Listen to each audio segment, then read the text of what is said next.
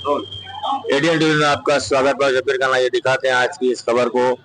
Bhiwandi Republican Party of India Ektavadi की ओर से एक धरना आंदोलन 10 दिसंबर को परभनी में हुए।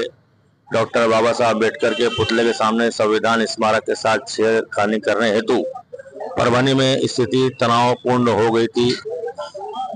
उस पर पत्थर फेंकने के इल्जाम को लेकर भीम अनुयायियों की बेजा गिरफ्तारी के विरोध आज विकास निगम के नेतृत्व में एक धरना आंदोलन किया गया, जिसमें बड़ी संख्या में भीम सैनिक व महिलाएं शामिल रहीं। विकास निगम ने प्रांत अधिकारी को ज्ञापन देकर मुख्यमंत्री से मांग की है कि गिरफ्तार भीम सैनिकों को जल्द से जल्द रिहा किया जाए और जिसने भी संविधान के स्मारक का अपमान किया है उसे कड़ी से कड़ी सजा दी जाए।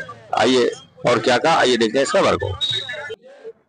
जालना जिल्ह्यामध्ये 10 डिसेंबरला परभणी जिल्ह्यामध्ये 10 डिसेंबरला महामानव डॉक्टर बाबासाहेब आंबेडकर यांचा जो पुतळा आहे त्या ठिकाणी संविधानाची प्रतिकृती आहे। त्या प्रतिकृतीचं एका जातीवाद्याकडून प्रतिकृतीची विटंबना करण्यात आली। त्या संदर्भामध्ये परभणी जिल्ह्यामध्ये संपूर्ण आंबेडकरीवादी अनुयायी हे रस्त्यावरती उतरले आणि त्याला विरोध केला।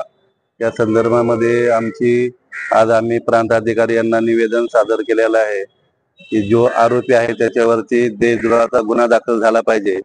आणि आता म्हटलं जात आहे की असं काहीतरी देखील सांगितलं की तो जो आरोपी आहे हा मनोरुग्ण आहे, परंतु आमचं असं ठाम मत आहे की तो मनोरुग्ण नाहीये। कारण का आपण पाहतो की ज्यावेळेस अशा घटना घडल्या जातात त्यावेळेस याला मनोरुग्ण या ठिकाणी ठरवलं जातं आणि ते प्रकरण दाबलं जातं। परंतु आमचा ठाम विश्वास आहे की ती जी व्यक्ती आहे त्याच्या मागे कोणीतरी सूत्रधार आहे आणि ते त्याला करायला लावलेलं आहे। आणि महाराष्ट्रामध्ये अशांतता पसरवण्याचं काम काही जातीवादी धर्मांध शक्तीकडून केले जात आहे। यासाठी आज आम्ही माननीय मुख्यमंत्री महोदय यांना आज निवेदन सादर केलेले आहे। आणि ते आंदोलन करत असताना जो सोमनाथ सूर्यवंशी हा जो तरुण आहे तो LLBचं शिक्षण घेत होता आणि तो LLBच्या 3ऱ्या वर्षाला होता, परंतु आंदोलन करत असताना तो आंदोलनामध्ये देखील नव्हता। परंतु त्याच्यावरती ज्या पद्धतीने पोलिसांकडून त्याला गुन्हा दाखल करून त्याच्यावरती जे PC घेतल्यानंतर त्याला जी मारहाण करण्यात आली, त्या मारहाणीमध्ये त्याचा दुर्दैवी असा मृत्यू झालेला आहे। आणि या ठिकाणी पोलिसांकडून सांगितण्यात येत आहे की तो मृत्यू हा हृदय विकाराच्या झटक्याने आला, परंतु आमचं म्हणणं आहे की तो तसं झालेलं नाही। कारण का तरुण तडफदार एक विद्यार्थी हा शिक्षण घेत होता, त्याच्यामुळे त्याला अटॅक येणं हे होऊच शकत नाही। त्याच्यामुळे आमची अशी मागणी आहे की जो मृत्यू झालेला आहे त्या संदर्भामध्ये CID चौकशी व्हावी आणि जे संबंधित पोलीस अधिकारी असेल की त्यांनी खऱ्या अर्थाने कायद्याच्या दृष्टीने पाहिलं पाहिजे होतं प्रकरणाकडे, परंतु तसं न करता अमानुषपणे त्यांना मारहाण केलेली आहे, त्याचा मृत्यू झालेला आहे। तर तो जो पोलीस अधिकारी आहे त्याला देखील निलंबन आणि त्याला बडतर्फ करावं सेवेतून। कारण का असे जर अधिकारी असतील तर निश्चितच महाराष्ट्रात सुरक्षित राहणार नाही। त्याच्यामुळे त्या अधिकाऱ्याला निलंबन करावे।